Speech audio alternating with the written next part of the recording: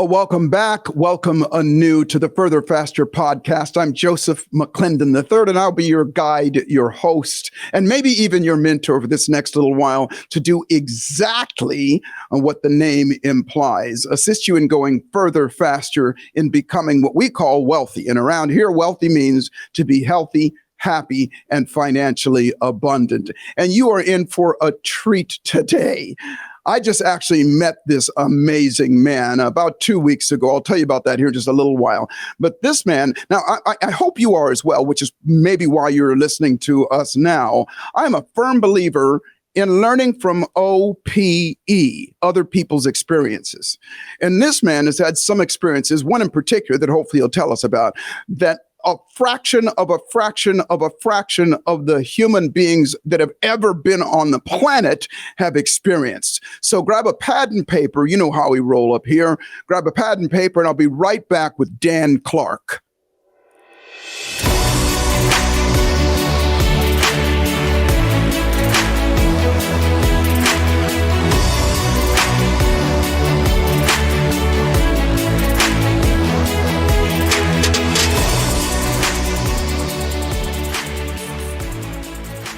Well, welcome back to the Further Faster podcast. I'm really, really excited to introduce you to my guest today. I actually just met this man, and actually we probably met several years ago. I know we kind of run in some of the same circles. His name is Dan Clark, and I met him in Reno, Nevada a couple weeks ago. We were both on stage doing TED Talks.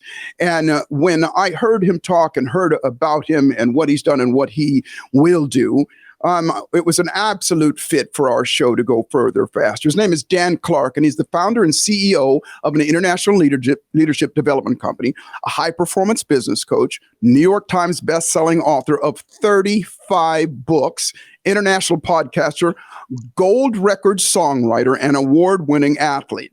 And he's spoken to over 6 million people in all 50 states in 71 countries, including most of the Fortune 500 companies, Super Bowl champions, NASA, and our combat troops. He's honored by the U.S. President Ronald Reagan with the Presidential Service Award, received the United States Distinguished Service Medal presented by the U.S. Department of Defense, and was the international recipient of the prestigious Air Force American Spirit Award. Dan teaches that self is not discovered, self is created.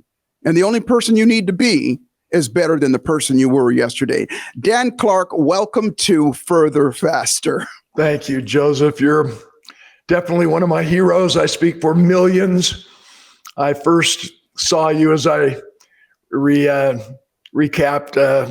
on a stage of a Tony Robbins event. Yes. Unleash the Power Within in West Palm. And everybody comes in search of Tony Robbins for 4 days. And after the first day, he disappears and turns the microphone and stage and audience over to you. And we had an excess of 9,000 at the event I was at. And, sitting there and on the front row, you not only mesmerized the audience, but you took us on an emotional roller coaster ride and engaging both the left brain and right brain. So you're truly the epitome of the neuroscience degree, the neuropsychology degree that you hold. And it's an honor to just team up with you today and see what we can come up with in an interview. Well, thank you so much for the kind words, and right back at you, because I was mesmerized listening and watching you speak. And I'm so glad. And just so you know that this is a video cast as well as a podcast. So I want people to be able to see your smiling face and that twinkle in your eye as well. So, your philosophies and the things that you talked about from the stage, I do want you to talk about the adventure that you told us all about as well here in just a little bit. But share with us a little bit about the concept that you have, which I love, by the way, that self is created. The best, because I'm a storyteller, the best analogy I could get is if we all hopped on the same bus, if we got off this podcast and we hopped on the same bus, and we had a discussion of what everybody seems to want us to talk about as professional speakers, and they always want us to talk about change. Clark, when you talk about change, regardless of the theme of the conference, and I'm primarily a keynote speaker, talk about change. I love to ask my audiences, how many of you woke up this morning and says, I'm going to change? I think I want to be different, and everybody's fooling themselves. Nobody wants to change. And everybody says the constant in life is change. And no, the constant in life is our resistance to change. And so when we're in a situation with loved ones or coworkers and they want to pacify or maybe dilute their desire for us to change, they'll say, hey, go find yourself. Why don't you take some time off and go find yourself? If you need some time alone, go find yourself. And where do most people go find themselves? Boulder, Colorado. So if every one of us today hopped on a bus and we pulled into Boulder, Colorado, we would actually see people walking out in the bushes with backpacks on looking for themselves. They think they can find themselves, hey, come out from behind that tree. We feel like we can hide and go seek with ourselves. Where have you been my whole life? My point is, self is not discovered. Self is created. No matter what your past has been, you have a spotless future, which ties into the theme of your podcast. And every word that I've heard fall from your lips as a keynote speaker, my friend, the goal is to take us from where we are to where we want to be. No doubt. Reminding again, no matter what our past has been, we have a spotless future. We can't always control what happens, but we can always control what happens next. Dude, I absolutely love that. That's the first time I've heard that. No matter what our past is, we have a spotless future, and it is the absolute truth. So it is what we do. I always say that the spoils in life don't go to those who just want and desire and have this passion for something. The spoils in life come and go to those who get up and do something about it and create that future that they want. And Absolutely. You are such an example of that as well, some of the experiences that you've had as well. And so I'm going to lean into this one really hard first, and then we'll come away from that. You shared with us an experience that as I started to show off, I said that, a fraction of a fraction of a fraction of a fraction of the people since the history of all mankind have ever had this experience. And I want everybody to hear this experience, if you will. You know what I'm talking about. Yeah. And what you came away from with it. So a few years ago on October 12th, I had the rare opportunity to soar to the edge of space in a U-2 reconnaissance aircraft. And I had intensified my training for about 2 months to lose a required 29 pounds. And I checked onto the base for a full day of systems orientation. And then they fitted me into my 130-pound spacesuit. I climbed aboard the aircraft with my commander. We took off and we rapidly climbed to 17 miles above the Earth's surface. Wow. Where for 5 hours I sat in the sounds of silence, looking at the breathtaking curvature of the earth, gazing into the endless blackness of the universe, pondering eternity and my place in it. And as I love to share, Joseph, Branson and Bezos, they also went to space a lot higher than I did, but their entire adventure, launch to landing, only lasted 11 minutes. Right. And they only saw the curvature of the earth for 1 minute. And when they landed, even Captain Kirk, the only response they had for the rest of the world is, it changed my life forever. And that's not enough, because when you have that rare experience, I believe we're called to share the life lessons that we learned.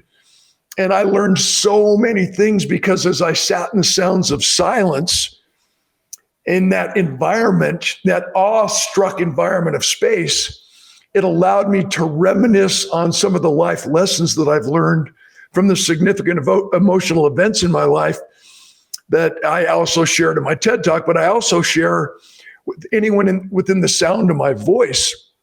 One of which is, in our world of entitlement, in our world of existentialism, in our world of lack of gratitude, in our world of self-centered materialism, I still think it's very, very important for us to talk about spirituality without offending anyone. Right. And what occurred to me at 17 miles above the Earth's surface was a quote or two quotes by Albert Einstein, that although the concept of a master organizer and a supreme being is complex, we must embrace the mindset of a young child who walks into a large library and says, surely someone must have written all these books. Right. And what he reminds us about in our materialistic work world, in every aspect of our lives, is that the mind, once stretched, can never return to its original dimensions. full circle. Self is not discovered. Self is created based on the books we read, what we put into our minds, the people we meet, the amazing speakers and technical teachers and guides such as you, Joseph, who can take us to the next level simply by changing what we believe and up-leveling our cultural experience. Yes. So when I landed, if I had not let that once-in-a-lifetime experience change me forever, I would be selfish and I would be unappreciative of this experience that not everybody gets. And one thing that you didn't hear me pontificate about was that when we landed, what occurred to me is that everything we can take with us when we die, I had aboard with me on that aircraft. Our education, we don't learn to know, we learn to do. Knowledge is power, but it has no heart. Right. In a humorous way, all the information in the world is going to make a person successful.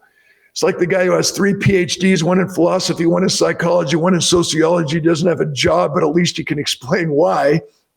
My point, reason leads to conclusions, but it is emotion that leads to action. The third thing we can take with us when we die is our conviction. What do we really believe? What are our absolutes? And then number 4, did our lives matter? I don't think when we die, we lose our memory. And did our lives matter? Did we make a difference? Did everybody leave us saying, I like me best when I'm with you, I want to see you again? And so in that atmosphere of 17 miles above the Earth's surface, I took time to pause long enough in those sounds of silence to reflect back on the sounds of silence I also felt and experienced in a hospital when I was paralyzed from a football injury for 14 months, when 16 doctors basically said no hope, 15 of whom said I would never recover. Only one said I could get back up and go again and create myself into the person I still dream to be.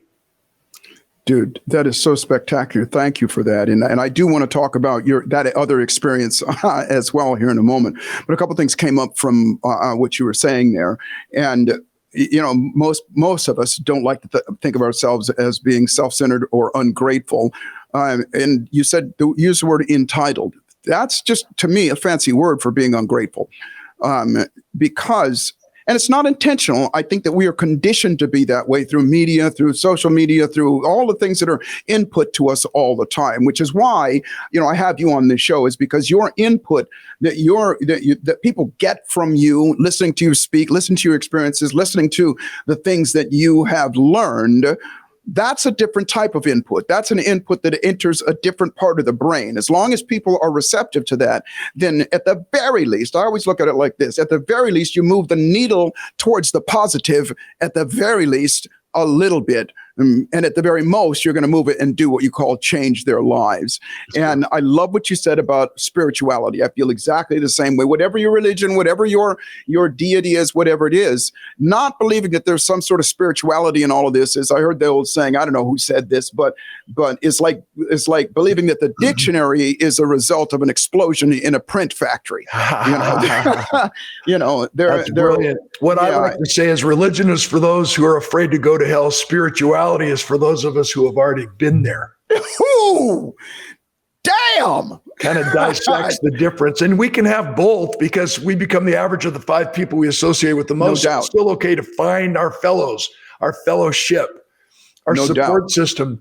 But it still boils down to a relationship with deity, a relationship with who we are and what we were born with the potential to become.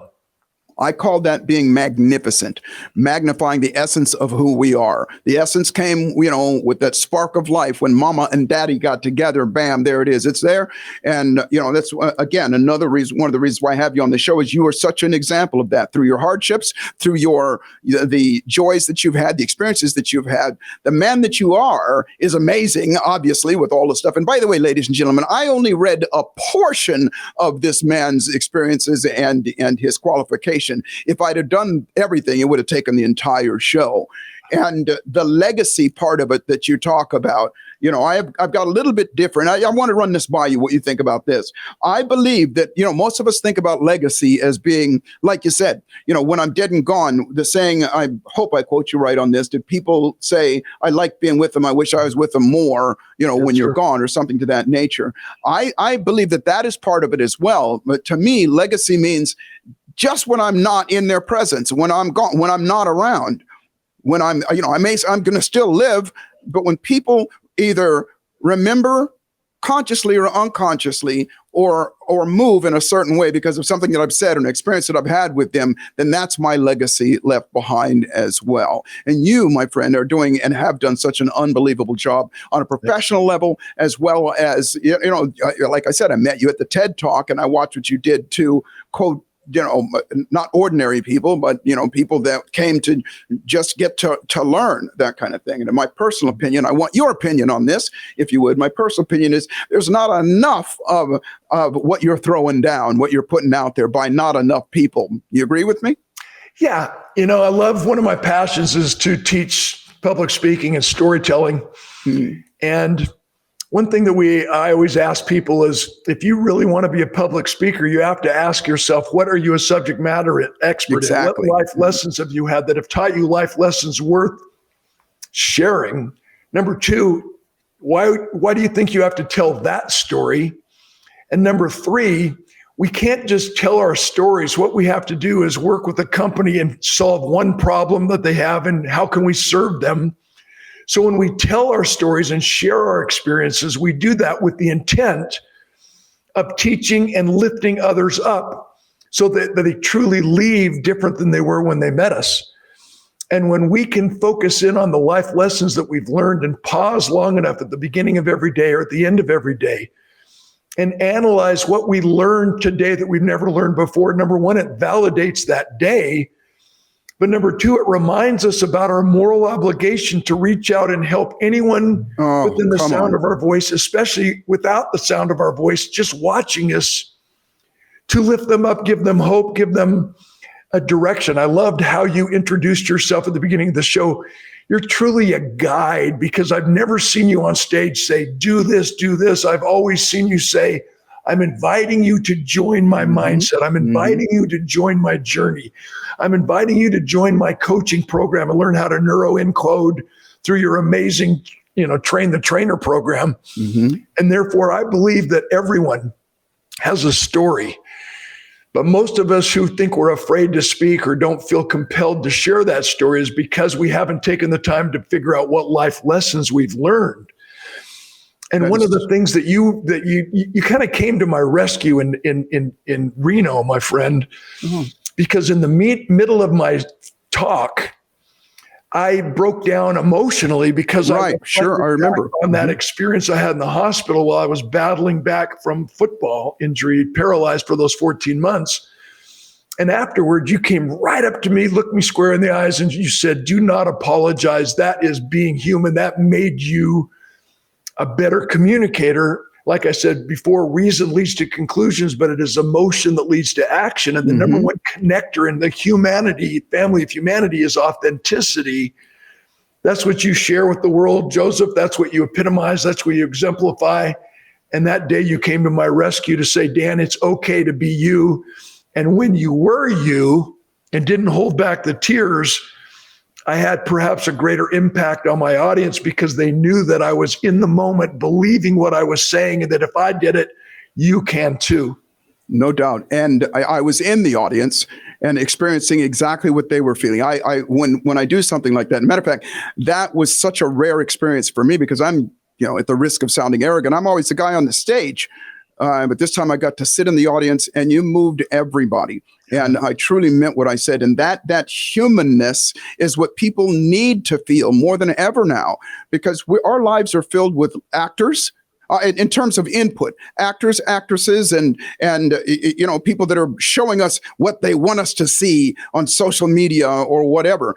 And we're filled with that. And the humanity side of it is little tiny pieces. And to bring out that part of being human. And as you said before, I love what you said, Dan, with regard to, what do you bring to the stage, the experience that you had and the lessons that you've had when you talk about things like that, when people express those things. It doesn't have to be from the stage. When we're talking to our children, when we're talking to other people, we're talking to our friends, family, people that are around. We come from the place of caring, which is the point I wanted to make, and then we're going to hop up out of here in just a second. I come back because I want to hear more about your other experience. But when we come from the heart, and when we talk to people, and we have an experience, and we talk to them about where we've been, the lessons that we've had, and we come genuinely, here's what happens inside: is people get to go, yeah, me too. Yeah, that's Exactly. like me too. And that's what people need. And more than ever, in my opinion, right now. Yeah, me too. That's, I, like you said, Dan, he did it. So because he did it, I can do it as well. And what you said with regard to what we teach, in terms of the neuroencoding is to give people the tools to do that. Because one of the things that I love about what you, Dan, is you not only just tell people this story and everything, and you give them the lesson kind of thing. And I have a saying that I said it before, that the spoils go to those that do. And there's so little technology out there, if you will, or there's so little process out there for people to get that courage to be able to change how they think, for them to change how they feel. You know, you said it before, action is a result of emotion. Well, what precedes action is always our psychology, what we think of ourselves, what we think about other people, what we think about the world around us. And I'm going to go back on your saying that we got a spotless future. Absolutely. A spotless future, so we can always make that change.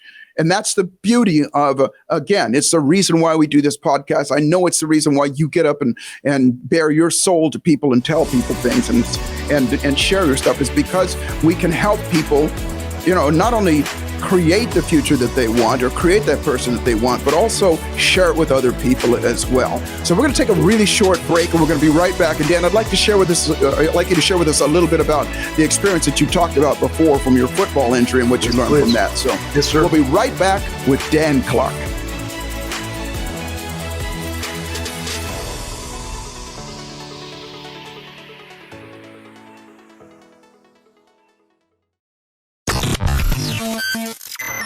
You're enjoying this episode on Angel Phoenix Productions Podcast Network. To explore a complete lineup of quality programs and media production services, head on over to angelphoenix.com or like our Facebook page at facebook.com/Angel Phoenix Productions.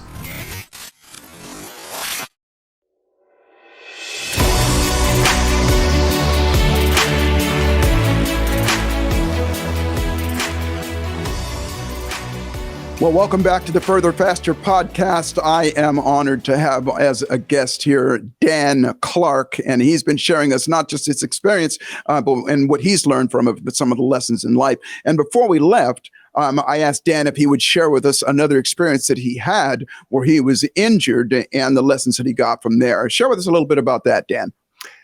Thanks, Joseph. You know, as I teach public speaking and storytelling, I always remind everybody, if you just want to become a better communicator, that's my passion. I love that. I'll invite you to join my group. But everybody, one-on-one, 1-on-10 in a boardroom, 1-on-200 in a corporate meeting, 1-on-10,000 in an arena like I've seen you on stage. Everybody craves the answers to 3 questions, and I call it my speaker's triangle. Question number 1, why should I listen to you? It's the credibility piece. Have you done it? Are you currently doing it? The second question is, can I do it too, with my past, with my weaknesses, with my limitations, and with my strengths? It's the possibility piece. And when you answer credibility and possibility, it's an inverted triangle, which is a funnel, which begs the answer to the third question: how do I do it? How do I get from where I am to where I want and need to be? It's the usability piece. So we have attention, hope, and action. And I only bring that up, Joseph, because as a precursor to any storytelling situation, in any speech, in any communication, if we can take those 3 questions seriously and make sure that when we answer a question, we've answered the question in those 3 aspects. Why should I listen to you? Are you an authority? Have you done it? Can I believe you? But more importantly, question number 2, can I do it too? Are you sharing this experience with me just to entertain me? Or are you encouraging me with a tool set and techniques and strategies that I can actually do what you did? And number 3, here's the plan. Here's the action. And I wanted to just lay that foundation as I just share this story, because this story isn't about me. And in fact, as you hear my consolidated edited version, I really believe that I was paralyzed for a reason. And that sounds so strange, but I wouldn't even have met you, Joseph, and you've clearly changed my stars and changed my life. And I wouldn't have had a chance to speak on 6,000 stages if I hadn't been paralyzed, which in one instance changed my stars. So quickly, I was a projected #1 draft pick by the Oakland Raiders into the National Football League. And one day in practice, the dream ended. We had a tackling drill. Coach blew the whistle. Two of us ran into each other full speed in a violent head-on collision. My shoulder was smashed into the cutting edge of my fiberglass pads, and we slammed to the ground. And when Lyle got off of me, my eye drooped. I had lost the speech, couldn't talk anymore, which momentarily returned. But I'd severed the axillary nerve in my right deltoid muscle. It left my right side totally numb, and my arm dangled helplessly at my side. And fast forward 14 months of paralysis. I went to 16 doctors, 15 of whom told me I would not recover. I would never get any better. And I love to engage everyone within the sound of my voice. Have you ever heard this? Have you ever felt this? What happens if you believe it? You never get any better. Right. And my life hit a fast-moving downward spiral until I hit what I thought was rock bottom. Yes. And now I've fought my way back to a 95% recovery. And the three most frequently asked questions are, Clark, why did you go to so many different doctors? And the answer is I kept going from doctor to doctor until I found one who believed I would get better.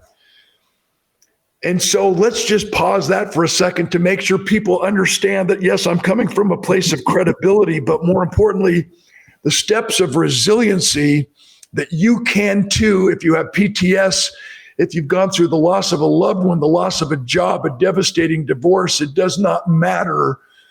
If you right currently believe that you've hit rock bottom, no matter how bad it gets, please remember, no one ever hits rock bottom. We hit rock foundation. We hit rock. Come on. We hit the baseline core values and governing principles on which we were raised. So the question in resiliency, the place to begin, and remember, what holds us back more than anything is the limiting belief that we're supposed to figure out a way to focus on a future outcome, when in reality, all we can really do is focus on the present process right now and begin where we are right now. It's like ordering an Uber ride that requires that you enter in your current location. Exactly. If you lie about where you are, the directions won't work. So the question on this podcast, the question every day is, what do you believe right now? And is it deep enough, strong enough, true enough to equip you and empower you to respond to rapid change? And if not, why not? And maybe it's because you're asking the wrong questions, which held me back for 14 months. You see, I was asking the doctors how to get better when I should have been asking myself why. And once we answer why, figuring out the how to becomes clear and simple. And once we understand the why, it becomes clear that no pain, no gain actually really means no heart, no chance, that nothing happens to us, everything happens for us. Which means, as I said earlier, Joseph, that my football accident, my paralysis, is clearly one of the best things no doubt that has ever happened for me. You see, I thought I was a football player, but in reality, that's just what I did. It's not who I am. That's what you did.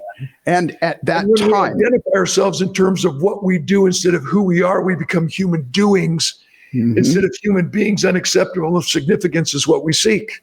Spectacular. Thank you for that. And, so many things that you said there really, really sparked with me. And one of the things that I look at is when you said, people ask themselves or should be asking the right question. Maybe they're not asking the right question. Well, oftentimes people will ask a question and they'll either get an answer they don't like or they won't get an answer. Why am I so fat? Why am I broke? Why have I hit bottom? Why is this happening to me? And in the neuroencoding, we always say that the why question is an endless loop question. when you don't get an answer that you like, or you don't get an answer that you don't get an answer at all. When human beings ask why and they get that type of thing, it's like, I don't know why, or they get an answer that they don't like, because remember, people move away from pain. It's because you're a loser. It's because this. It's because you're unlucky, because you're black, because you're white. Then we repeat the question. And so a lot of people continue to just live in that loop of asking that question over and over again, assisted by alcohol and weed and television and all that stuff that keeps us in that mode. I always encourage people to answer the question in the way that somebody like yourself. How would Dan answer that question? How would Joseph answer that question? What is another answer? And become optimistic versus pessimistic. Optimism means, to me, doesn't mean that everything has a silver lining and all that stuff. Optimism to me means options, seeing more options. You have more options to figure something out. That's when the brain starts to think, okay, well, what can I do about this? And the other thing I wanted to say is, and you even did it in air quotes, thought you hit rock bottom.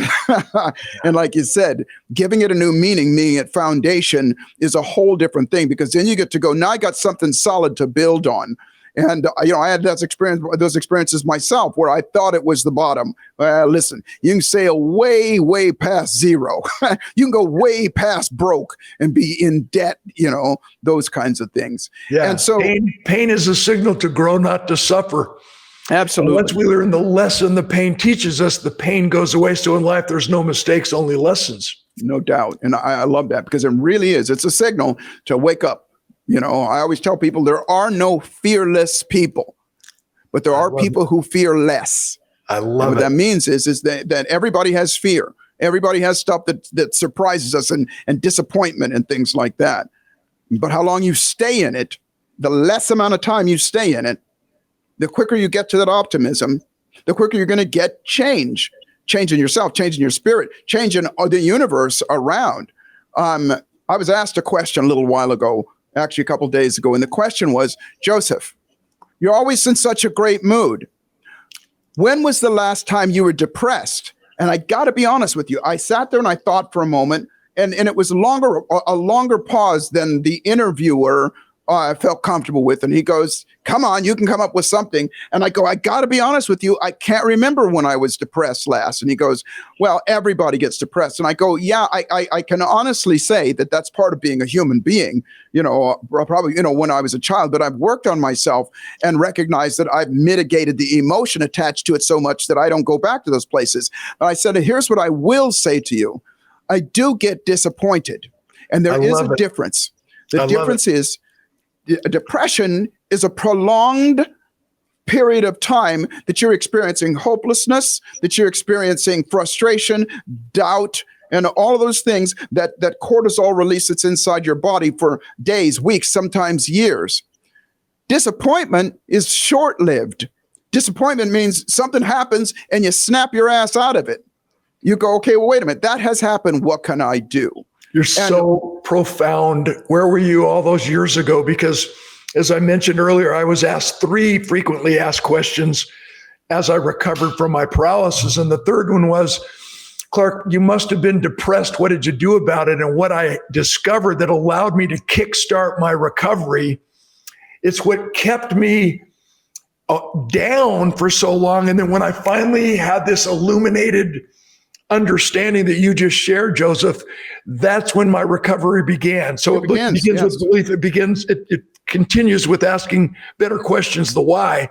But I realized there's a giant difference between being depressed and being disappointed, huge difference between being depressed and being discouraged. And most of us, when we feel down and out and feel like we've hit rock bottom, we're experiencing what we call halts. Hungry, angry, lonely, tired, or sad. And when we engage in any one of those 5 emotionally distorted conditions, we can't listen, we can't love, we can't feel, we have no compassion, we can't get back up and go again. We lose our sense of medication to recover from those conditions. What we need is someone like you, a great podcast, a great book, a great laugh, something that triggers endorphins or dopamine or serotonin or oxytocin, something that does not take us into that cortisol coma, that gives us hope and gets us back again. And I want to Absolutely. point this out for a second. I'm a man of faith, so are you. And we've seen these wristbands, WWJD. Yes. And everybody thinks, what would Jesus do? And I'm not sacrilegious. I honor God. Mm-hmm. But what would Joseph do? Not tongue in cheek, my friend. What we have to do is understand something that I learned, that we can pray all day long and we need to engage the divine. But at some point, we've got to get up off our knees, keep a prayer in our heart, but stop praying and take action and enter into a joint venture with heaven to do everything in our power to help make that prayer a reality, to answer that prayer. And so, yes, we have the heaven, we have the divine. Now bring it down. Joseph, my gosh, the impact you've had on my life, the impact you've had on millions over all these years in private practice and on the major stages. Well, what we need to do also, my friends, is if you don't have access to a Joseph, if you don't have access in person to someone like Joseph, and I can be so bold as to throw myself on your heap. What we learned from Tony Robbins, what we learned from Joseph McClendon, hopefully what you learned from me, is find someone in your life right now that you have access to. Find something right now in a podcast, in a book, in a recording right now who can help you get back up and go again. Because here's what I've learned. If we live our lives in a constant state of hope, French philosopher and mathematician Pascal shakes us up. He said, too many live their lives hoping to be happy, but because they only hope, they never really are. They're like waiting for somebody to invite them to the prom, and they've never even taken the time to learn how to dance. Oh, that's so beautiful. PTS, with all my engagement, all these years in volunteering with the military, I love our troops. I've been downrange 8 times, Iraq, Afghanistan. It's been called PTSD for way too long. New science, it's not a disorder. It's not a disorder. It is, yes. And when we start looking at PTS, post-traumatic stress, as an injury, now the mindset is, wait a minute. If I go through the proper steps of rehabilitation, if I change my belief, start asking better questions to get better answers, I truly can recover and heal. And I've broken my body up so many times, broken my nose, my neck, my back, had my head sewn up 11 times. I've had, 2 hernias. That's funny. I've had 2 hernias, blown out my knees. But every single time I've gone through the proper steps of rehabilitation, the injured part of my body has become stronger than it was before I injured it. That's nature, which includes my attitude, my shattered dreams, my broken heart, because of people like you, Joseph McClendon III. I love you. I honor you. And I'm tempted every day to put your face on the cover of my book so I can kickstart their sales like I joked about in Reno. Yes, you did, Dan. Thank you so much. I love you as well, my friend. Thank you for your pearls of wisdom. Thank you for sharing your heart. Thank you for sharing your experiences. And I could talk to you all day long.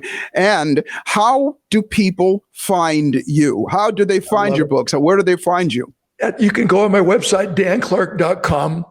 But I'd like to invite you to, I'm a keynote speaker.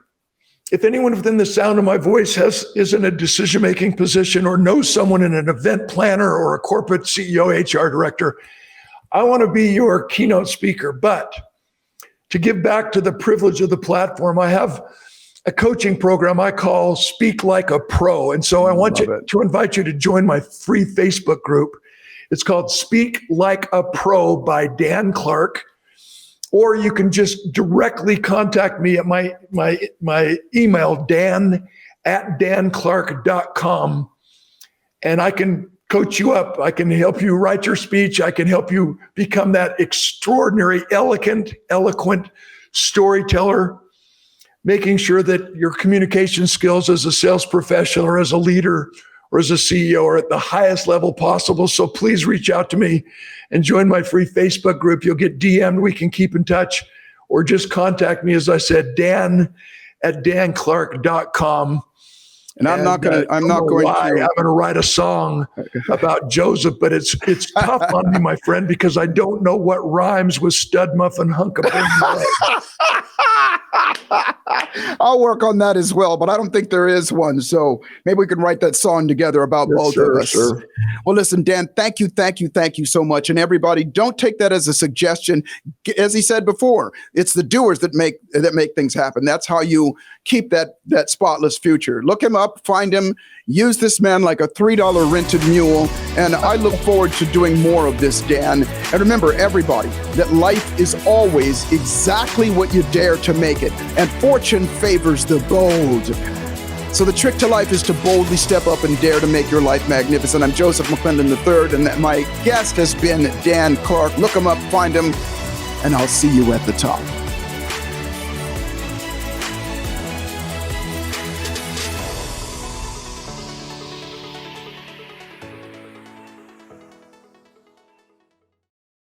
This podcast was a production of Angel Phoenix Productions. Explore more episodes of this show or other great shows on the Angel Phoenix Podcast Network by visiting angelphoenix.com. The views expressed in this show do not necessarily represent those of Angel Phoenix Productions or its advertisers and may contain language that's unsuitable for younger listeners.